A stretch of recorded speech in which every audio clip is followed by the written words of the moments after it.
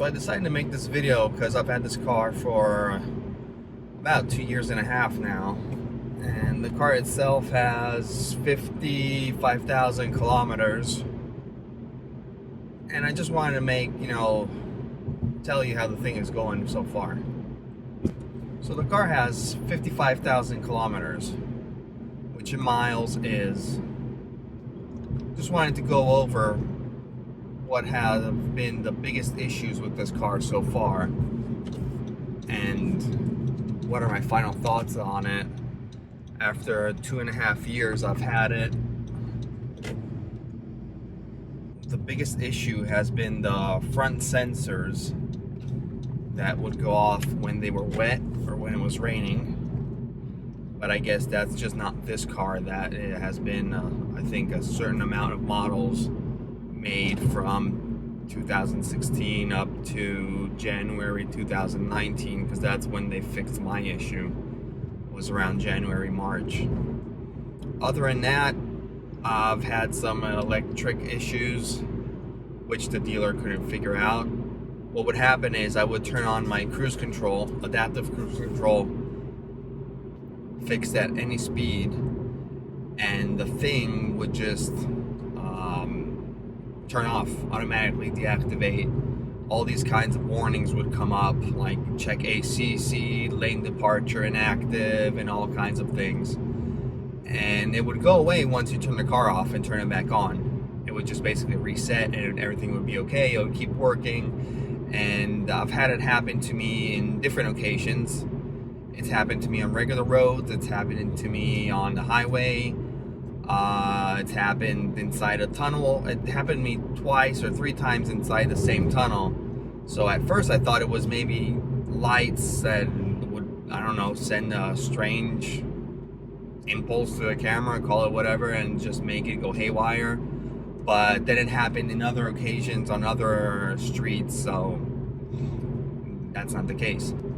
The first time it happened, I brought it into the dealer, and they did a diagnostics. They couldn't figure out what was the problem. The second time I went back, when I did it again, and they say they downloaded the data from the car, sent it to Japan, because they had no idea, so they sent it to Honda for them to analyze everything. And they came back to me saying it was a current overload. Something was drawing too much current from the battery, which made this error pop, I guess, or it just deactivated the ACC. At the time, it had nothing plugged in other than the regular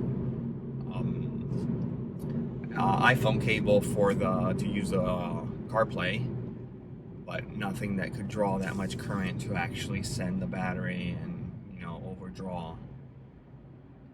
After that, it's happened about 4 or 5 times. Nothing. I mean, it's nothing too worrying. It's not like the car breaks all of a sudden like other brands have had happen. Other than that, I can't really complain. Another issue, although I wouldn't really call it an issue, is the oil change frequency. In my model, I do not get an oil life percentage. I get days remaining to service, which I really don't like too much, because it counts the days even if I'm not driving the car. I get it that I'm supposed to change the oil once a year, okay, and that's okay. I'm okay with that.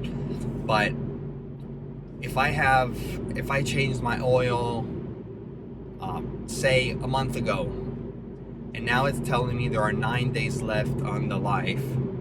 Okay, if I leave my car parked in the garage for 9 days, those days will keep going down.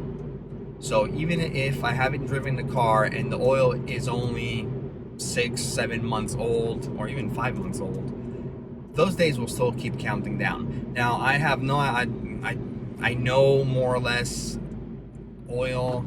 I know it oxidizes. I don't know how fast it oxidizes. I presume over a year the oil isn't good anymore, since they're telling you to change it. Or maybe the oil lasts longer, but they want you to change it beforehand. just to be safe. One thing I don't get is if I just changed my oil 6 months ago, I haven't driven the distance for the oil life, because I definitely haven't driven the distance, because the warning came up after 9,000 kilometers. And I supposedly should be changing the oil. This is what the car dealer told me. Every 20,000 kilometers. You know, I still have 18,000 kilometers to go. But it's telling me I already have to change the oil. Well, this practical example is I have 55,000 kilometers now. Last time I changed my oil was roughly 4 or 5 months ago. I've driven roughly 10,000 kilometers, not even. So that should be half the life of the oil. But if I look at my service interval, I am actually 12 days late on changing it. I know that the car guesstimates when you're supposed to change it based on how hard you accelerate, how hard you push the car, and how fast you're driving, a little bit, all these things. It reads all this data and it tells you, okay, based on how you're driving, you should be changing it in these many miles, these many kilometers. I don't push my car that hard. Yeah, I don't see the reason for it to jump that much into the next service. Other than that, I don't have any complaints on this car. I'm driving a CVT. I know manual is cooler, manual is everything, is faster, more power and all that. I really don't. I mean, I bought this car not because of the specs and power. I bought it because I liked it. I fell in love with it. I'm not a speed demon. I don't drive around fast in this car. I bought a CVT because the kind of roads I usually drive on from home to work and work to home are full of traffic. There's not much speeding I could do anyway. And it's just not worth it. I mean, I don't see the reason to burn gas to go to work and burn gas to go home. I mean, I'm in no hurry.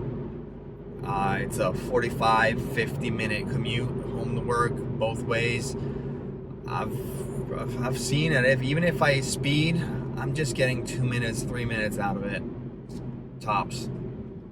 Maybe if there's not much traffic, I could probably cut 5 minutes off the time, but at what cost? It's not worth it. Pushing the car, I'm burning gas. I just bought a CVT because I know it's fluid. It's a nice ride. It's nice to drive. It doesn't have that drone effect like a Toyota had. And I like it. If I need to get going fast, I just step on it, downshift a couple of times, and it's good to go. I know a manual's a lot better. A manual has more torque, acceleration, and all that. But it's just for the kind of road I drive on. Manual is just too much.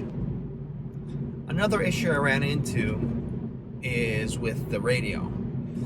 The radio is Android 4.4, I think. So it's the Kit Kat version. There's no way, as far as I know, to upgrade newer versions. I don't know if you would want to do it because the processor and the RAM, it's probably a really base stereo. And sometimes it would freeze. Sometimes CarPlay wouldn't be good. I'm talking about I use an iPhone, so I'm using Apple CarPlay. Sometimes it would freeze. Sometimes when I go out of my garage where there's no coverage, and I go out into an area, open area, where coverage starts, it would just freeze. So I'd have to hold the power button, restart it, and then it would work without any issue. And this only happens, I notice this happens only when I take the car out of the garage and the phone is already plugged into the car. If I plug in the phone after I got into the open area where there's coverage, I'm guessing it's cell phone coverage, I don't know, or GPS that does this. If I plug it in after it has coverage, then there's no issue. But if I plug it in out in the garage and drive out of the garage, 8 times out of 10 it will do it.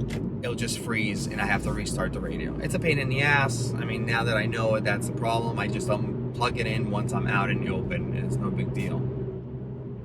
I know that's not Honda. Honda has nothing to do with it because it's Android, and those are the guys who develop Android and Apple. Those are the two who develop the software. So it's something, it's on their part, but still I feel I feel like I have to mention it because it's part of the car. So that's another issue. It's a minor issue. Other than that, I can't complain. So far so good, nothing major. I hope this engine holds up to the Honda reputation. If I'm not mistaken, this is the first direct injection engine turbo Honda has made, so this is their first attempt, I guess. I just hope it's as reliable as their previous engines. Well, that's about it. That wraps up what I have to say about this car so far, 2.5 years later. I'm loving it. Would I buy it again? Sure. Would I buy a CVT? Yeah, so far I would. No issues on it. It rides good, quiet, and that's it. If you have any comments or questions, just drop them down below. I'll try to answer everyone. Thanks for watching. See you next time.